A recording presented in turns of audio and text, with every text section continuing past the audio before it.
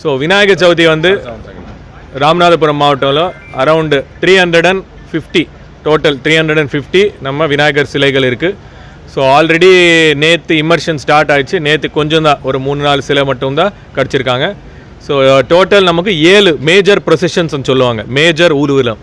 So அதில் 3 இன்றைக்கி இருக்குது. பரமக்குடி டவுன், அதே மாதிரி ராமேஸ்வரம் டவுன், அதே மாதிரி மண்டபம்.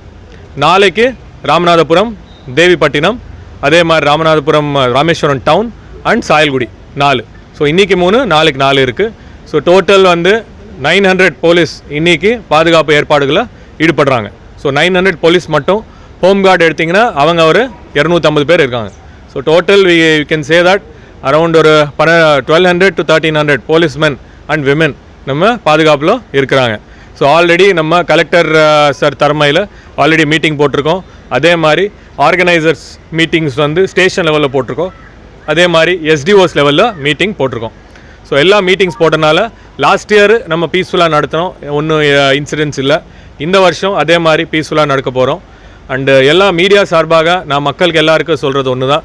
ஸோ இன்றைக்கி வந்து நாளைக்கு உங்கள் ஊர் விழா, இன்றைக்கி நாளைக்கு ஊர் விழா இருக்குது. பீஸ்ஃபுல்லாக பண்ணுங்கள்.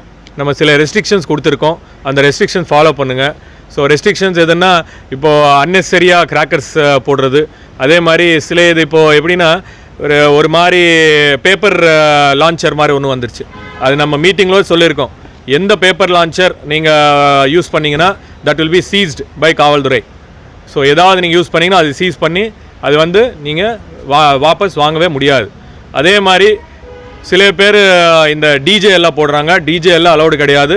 டிஜே போட்டிங்கன்னா அதே மாதிரி அந்த ஸ்பீக்கரை நாங்கள் சீஸ் பண்ண போகிறோம்.